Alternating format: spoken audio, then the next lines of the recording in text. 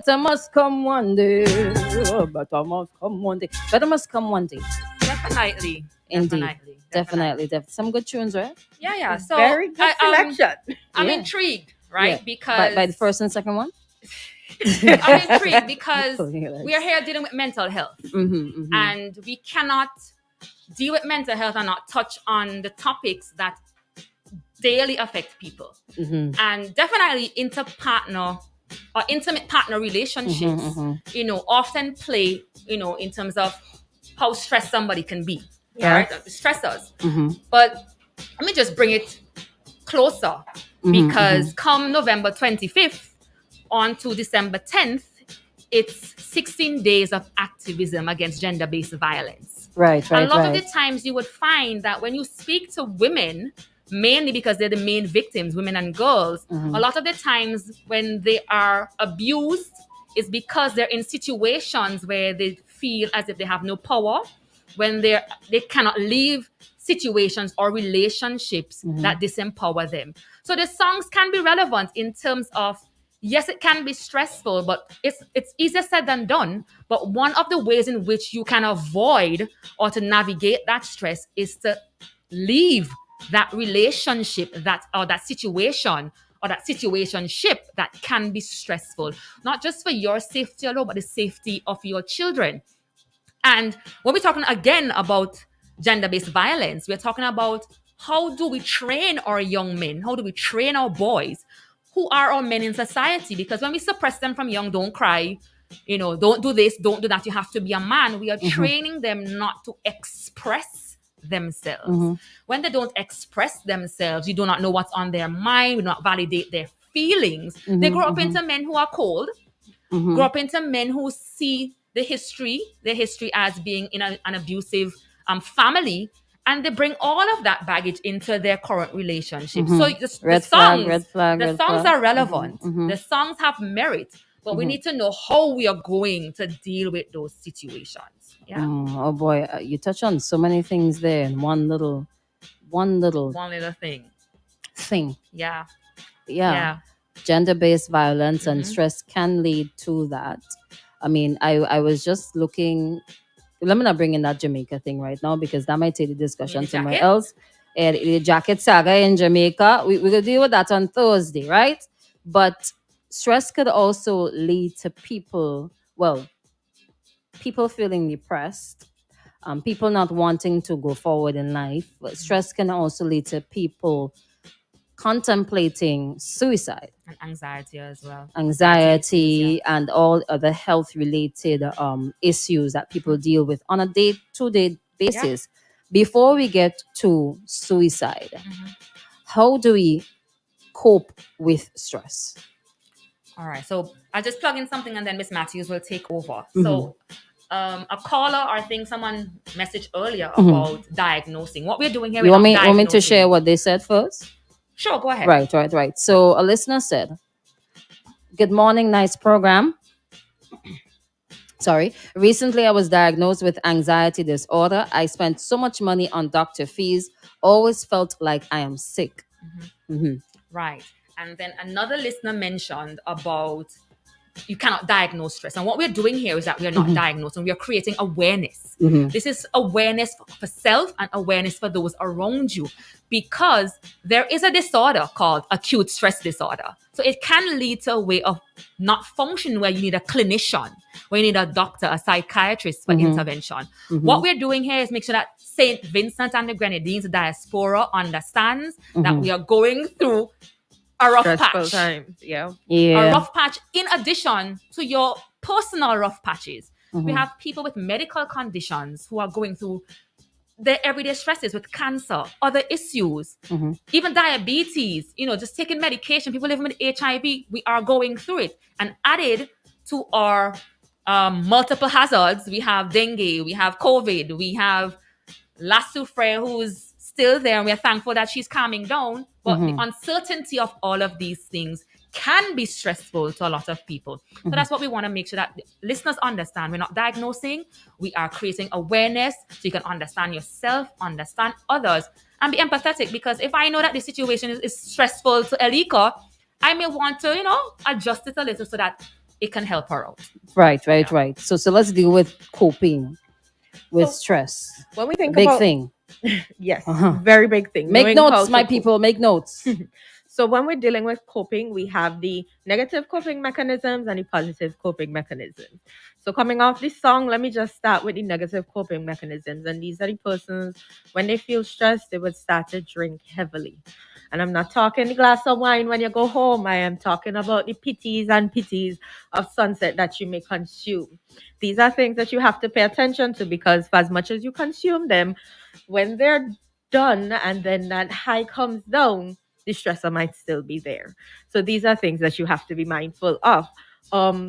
Overeating, that is something that people do as well. I know for myself, sometimes when I'm stressed, it's chocolate, and it's not the nice size chocolate, it's the really big ones. Come on, man. That we engage in, and we have to be mindful, because there might be the Yeah. person who's a diabetic, Oh. and that does not help, because Same you're in. here consuming things that you know you shouldn't. We talked about the intimate partner relationship. So being mindful, like we said, relationship, and not entering into multiple relationships looking for the satisfaction that you need. You listening? Because at the end of the day, we might enter into 4 or 5 different relationships, but still be stressed out because we're not getting the response that we're looking for. Smoking and other illicit drugs, those are things that you need to be mindful of. And compulsive behavior. So you're stressed and you just start to engage in behavior that you know down the road it can cause problems. So let's say you get stressed and you decide you're just gonna go in town and buy and buy and buy. This will affect you in that you might need that money for something else, paying Vinlec, paying CWSA, empty playing bank account. But you did a little stress shopping and now you don't have enough money. So be mindful of the negative coping mechanisms. Let me just jump in there with that money thing there, right? So you're speaking about the negative coping mechanisms of stress. Yeah. Now here's a scenario. You're stressed out, and then you go and let's say you drink excessive alcohol and you get drunk and you get a serious hangover, and sometimes that'll stress you out more and you become even more stressed out. Or for example, you go and you spend off all your money because you're coping with stress, and then you realize you have the money and then you get even more stressed out. Exactly. So you have to be mindful, because these negative coping mechanisms can make the problem worse. Yeah. And then there's or give you new problems. Yeah. There are the positive coping mechanisms that persons can engage in. And first of all, we encourage the person know you. Because at the end of the day, I can come here and give you a list of things, but then none of these things work for you. So stop and think, what has worked for me in the past to handle this particular stressful situation? And can I continue to use it, or do I need to adjust it? Take a moment to dissect that stressful situation that you're going through. So what is happening? How can I move forward? And step away. And I don't mean step away, go on a 3-week vacation, because that might not be possible. But just step away if you can afford it, by all means. But we cannot always afford a 3-week vacation when we are feeling stressed out. Step away from the situation. So me personally, I might go and start cleaning. I might start cleaning and make the house spick and span, just to try and get my mind into perspective. For some people, it might be cooking, it might be baking. My newest obsession, putting everything in the air fryer, see what works and what doesn't, just to help you step away from the situation and put it into perspective as to where you go from there. Relaxation techniques. Right. So the meditation, the going for a walks. We have so many beautiful beaches here in St. Vincent and the Grenadines. Going to the beach and just dissecting from how you're feeling. Make sure you're eating and sleeping properly, because lack of sleep is a thing. The grumpiness that comes from it is evident, and you're not as focused as you should be because you didn't get the rest. You didn't give your body the moment to dissect from what is currently happening with you. Help yourself understand the things that you cannot control. Because I might come to work today and not be able to control Roselle's reaction. And in instances where you work in tight-knit groups, the workplaces where you're going to spend 8 or more hours of the day, your co-workers are the people that you're going to spend a lot of time with.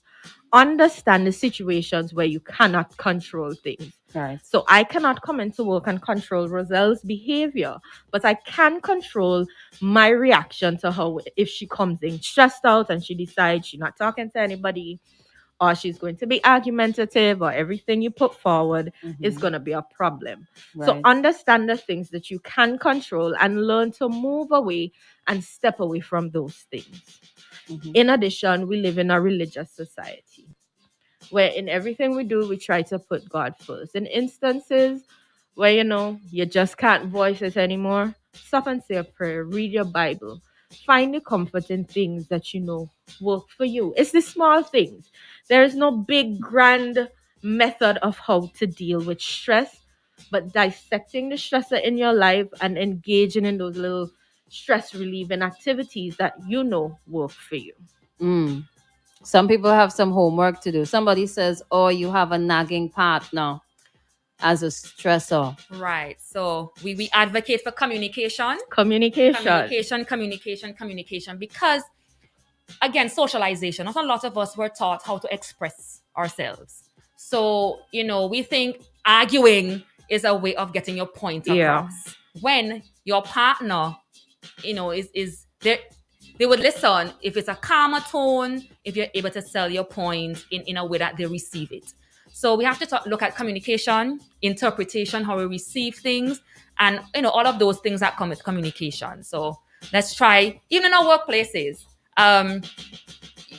you have, like, for us, we case conference a lot about patients. So if it is that you are trying to get information with regards to a patient, but you're not asking, how would we know that you're seeking a particular type of information? So it's in the workplace, it's in the home, it's in our families, it's in our friendships. It's talking to the gas attendant. It's all about communication, how we give what information that we want, how we ask for it, and how we receive it, how we interpret it, and what we do with it. Yeah. We could avoid a lot of stress just by communicating properly. That's correct. Right. Oh, y'all hear that? Right. But the thing is, we're all faced with stress, as we said earlier, every day. Right. But we have to be worried when it happens so often that we do not even know when we're in flight or fight mode. So we have. Oh, that's worrying. Exactly. So we have those short bouts of stressful situations. They don't last too long, and we deal with it in whichever way, whether negative or bad, and we move forward. Negative or good, sorry, we move forward. Then we have when they happen often enough, and you find that, wait, my life isn't as calm as it should be. And then there is a time when your nervous system, your flight or fight response is so short, is that you don't even know if you should deal with something. Your mind is frazzled, basically. That's not even then. But you see that issue of not knowing yourself, not understanding your biological, physiological, physical responses to stress. And when you're always faced with stress and you cannot deal with stress, then we need to start finding somebody or people in your circle to identify what's going on with you. Because you know your friends, when they're dealing with too many things too often. And I might be able to deal with it, but ELLICA might not be able to deal with it. What ELLICA's one stressful thing might be detriment to me. So we have to really understand who we are individually and look out for each other. Because of late, I find we are very distant as a population. Yes, we came together during the eruption. We were out there for each other, but I think we need to do more. We need to look out for each other more. And I think coming up to our next topic, that's where we really want each and every one of us to really look out for each other, understand the signs and symptoms. Again, we're not diagnosing. We're not just saying awareness. that you're going to always see it or be able to deal with it, but we want to make sure that we get the information out there. All right. So we're going to wrap up on stress right now. Yes. although it's not entirely wrapping up on stress, but people could be so stressed out. And by the way, if you're just joining us, welcome to the Wake Up Call. All right. We are discussing stress, coping with stress, identifying it. We've touched on quite a number of things. So if you missed any part of the interview, you can always go back to our Facebook page at Extreme 104 SVG or even YouTube to look at that again. All right. Some very useful information in there. So what we're going to move on to right now, we have Miss Roselle Solomon and Miss ELLICA Matthews discussing these very important issues with us this morning. We're going to touch on suicide. Some people can be so stressed out. And you said that, Roselle, you said that some people's minds could be so frazzled. So they could be in a constant state of stress. ELLICA would have mentioned that people turn to alcohol, so they become alcoholics. Some people turn to food and they abuse food. They abuse other substances. They might start smoking or take other drugs. Some people contemplate taking their own lives. So let us go there. All right. So I guess we're at that point where we're talking about suicide. Right. Suicidal thoughts, etc. So we are looking at someone, and obviously colloquially, we use the word depression a lot. Yeah. Oh, I'm depressed. But there's a there's a distance between sadness and depression. Again, sadness is a usual emotion, a feeling where we get sad by different things. But depression is at that point where our brain is unable to regulate our mood. And so our brains can't regulate the mood. And according to what's going on in our surroundings and also our coping mechanisms, we get to the point where we are unable to function. We get extremely sad. And Miss Matthews will go into the other signs and symptoms as well. But there's a definite definition between sadness and depression. And depression is at that state where you're unable to function in that extreme sadness of situations. Okay. Yeah. All right. So, ELLICA? So when we think about suicide, it's a topic that makes a lot of people uncomfortable. For one, people think if I bring up the conversation of suicide, then that is going to further drive the person into attempting or committing. So we start with the definition. When you think about suicide, it's when people harm themselves with the intent of taking their own life. If you look at the WHO website, about 700,000 persons every year die from suicide. And for those situations where they're able to take their own life, about 10 times that amount of people try. And it's something, unfortunately, that we have been seeing. Because as we say, persons have not been coping well with the stresses in their life. When it comes to suicide, we think two things. It can be situational or it can be a psychological symptom of. So when we're looking at situations, that's what we just touched on. The stressful situations that people are unable to handle. So there is the not being able to pay your bills, don't know how you're going to feed your children. Just all of life's problems and struggles are coming down on you, and that person is unable to handle what is happening with them. And then we say suicide can be a psychological sign of. Miss Solomon would have touched on depression. So when it comes to depression, suicide is a symptom of that.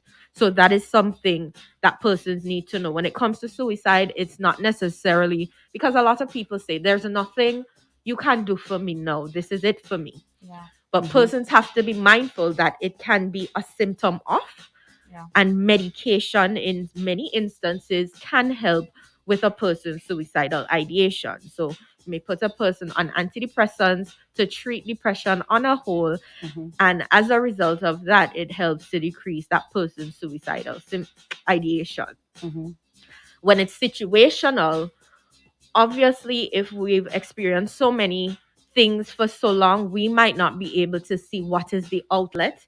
And this is why we encourage persons to seek assistance, to get help, because you might not be able to provide the things that you need, but there are professionals who might be able to navigate you in a direction that can help to solve the problems that you are currently experiencing.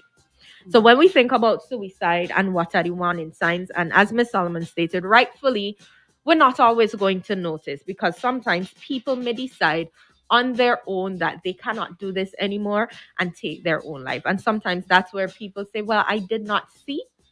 You're not always going to spot the signs and symptoms. And in many instances, if you are not a professional, it's not going to be as easy to identify. So if you have a person where you see these signs and symptoms, maybe encourage them to get help. That can be your mode of operation. It's not for you to solve their problems, but to say, let me see how I can assist by sending you to somebody who can be of more help. Mm-hmm. So what are some of the things that you're looking for? Persons, the plain and simple one, wanting and talking about dying.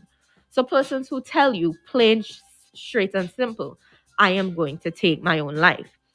Then you have the people who have been down, depressed, hopeless. They just been there and they're not engaging in anything. So the things that they would have previously enjoyed, they're not doing that anymore. And they just have no hope, no intention for the future. They just don't know what to do. Feeling trapped or empty, having unbearable emotional or physical pain. So persons are going to have chronic illnesses which lead them to contemplate suicide, as in, this is the way that my pain is going to end, by taking my own life. Withdrawing from your friends and family, talking about how much of a burden you are to others and wanting to stop. People start giving away their prized possessions. So, they have this one chain that they love because they got it from the great grandmother that they love so much. And every time you see them, they have it on. And then all of a sudden, they start to give away these possessions. And I'm like, here you go, you can have this. And they start saying goodbye. So I go to work and I know I see Roselle tomorrow, but for some strange reason, Roselle is telling me goodbye and she's giving me hugs like she does not intend to see me again. Mm-hmm. Persons start to gather methods. So if they want to overdose, you see them gathering pills. So they go to the pharmacy and they buy X, Y, and Z. Mm-hmm. Or they have a lot of razors in their home. Or they go on the internet. You realize that that is their search history, Mm-hmm. that they have been Googling ways of taking their own life. And these are just some of the things that you can look out for. Like I stated before, it's not for you to identify this is the person that's going to do it, but just be able to spot. These are the signs and symptoms that you can look out for that may suggest that a person is thinking about taking their life and getting them additional help in that instance. Mm-hmm. What do you do if you are seeing certain signs and how do you approach somebody? Maybe you're not very close friends. Maybe you're co-workers. How do you approach that person with your suspicion? How do you talk to them? How do you start up a conversation about that? All right. So, firstly, it's all about empathy Uh-huh. and not being judgmental in that Mm-hmm. situation. Mm-hmm. So it's very sensitive. So you have to go in with the understanding that one, this person may not want to speak to you, may not want to give you any information. So we're not going in preaching and we're not going letting them know. But if you kill yourself, if you do this, you're going to leave your children behind. You're going to do that.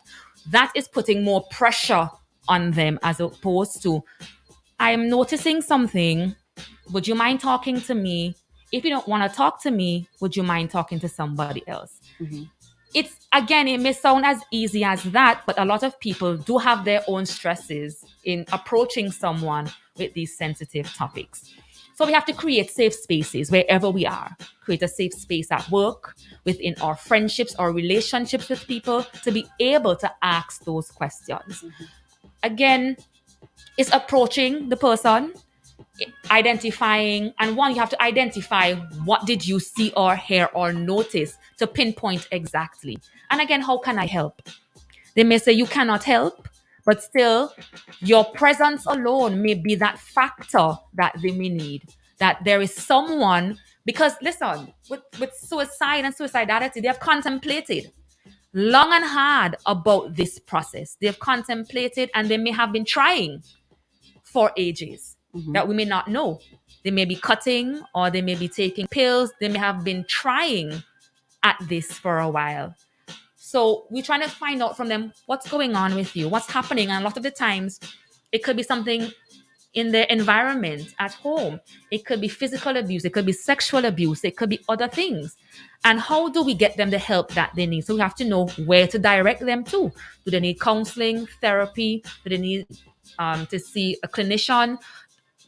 Are we reporting them to child protection unit, the police? What are we doing to get this person out of this situation? So at least we check off one thing that may be adding to their feeling hopeless and helpless and just feeling as if they're not worth being in this world. Mm-hmm. And if you can't navigate as a person, like if you cannot talk to them, if you know people in that direct environment that you can reach out to and express your concern, somebody that they trust, to have that conversation with them as well, because it does not necessarily mean that you have to go in and solve this situation, but reach out to somebody that you know they would respond to, a family member, a friend, somebody in the church, and let them know your concerns, what you've seen, and ask them if they can navigate that conversation with them. Yeah. What are some of the things that we should avoid saying to people who you know or you suspect to be suicidal? So Ms. Solomon would have touched on what are your children going to do if you hurt yourself? The same for the individual as well, but I would not be able to survive if you were to take your own life. That is adding, like Ms. Solomon said, additional burden. Or the one that we encourage, tell them go ahead. Because we have met instances, we have heard stories where somebody reached out, somebody got charged for that in New York. They reached out stating that they were going to take their own life, and the person responded by sending them methods that would be, I don't want to say successful because that's not something you're successful at, but something that would be final. So definitely don't encourage them to go ahead. Don't give them methods. Don't tell them how much of a burden they would be leaving behind. Don't tell them just get over it. This time will pass, because like we stated, it can be a symptom of something even greater. Yeah. And we do not just get over mental health issues. These are the things that we have to work on. Just like how if you were experiencing symptoms for any other illness, diabetes, hypertension, you would go and get that assistance. That's what we're encouraging for persons in this situation as well. Okay, so we have a few responses. Somebody is actually asking, there's actually medication for depression. Yes, please. So there are antidepressants that people can take.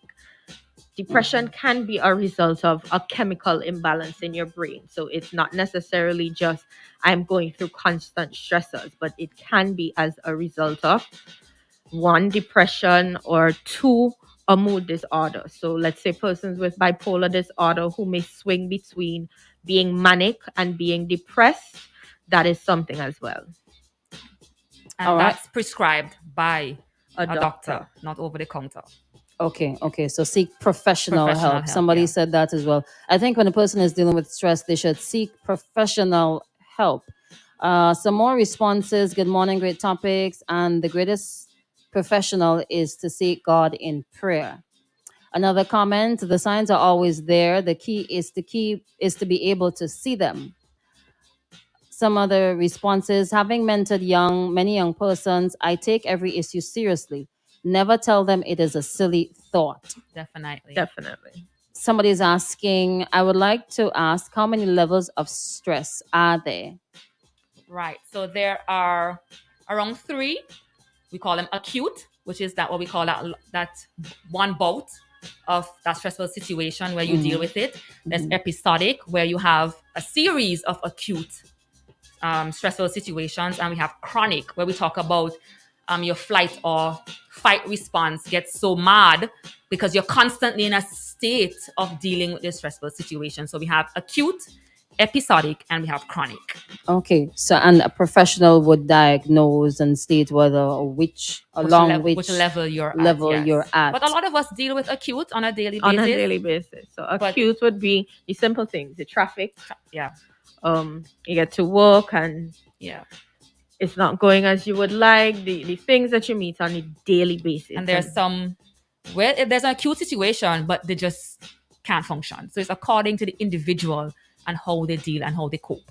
Right, right. So should always seek advice from a counselor, psychiatrist, psychologist, psychiatrist, social counselor, workers, social anybody worker. wants in the helping profession. Yes, yes, yes. All right, lovely, lovely. So at this time, we're gonna wrap up things now because No it's problem. 9:01. So your final thoughts, your final words of encouragement for people who are listening, who might be contemplating taking their own lives. So for persons that are contemplating, we are encouraging you to reach out. If you are uncomfortable reaching out directly to mental health, start in an area where you may be most comfortable. So with a family member, maybe at a church, going to your clinic, speaking to the nurse. And as per usual, you can reach out to the Mental Health Rehabilitation Center at 4586185 or 4584240. I'm encouraging persons, if you feel like you're at that place of taking your own life or even just feeling stressed and you need somebody to have that conversation with, reach out for help because it is there and it is available. Okay. Roselle? Wonderful. I think Miss Matthews really covered it eloquently as well. But just for those out there, your support is key. Your support is vital in this. We can't do everything alone. No man is an island. And not just with dealing with stress or any other situations. As a country moving forward, that we move together. We move forward, together, collectively, just to make sure that we are all well and we're all good. Okay. All right. Thank you, ladies, so much for taking the time out to join us this morning to speak about a section within mental health. All right. And there are so many things that we could talk about concerning that. But this morning we have zoned in on stress, coping with stress, identifying it. And we've also touched a bit on the issue of suicide. Yes. All right. And I hope that people are able to take away something from this morning's discussion. And thank you, ladies. Lovely. Thank you for having us. Not a problem. Thank you All for right. having us. Thank you for having us. All right. You're welcome. Have a wonderful day. You too. All right.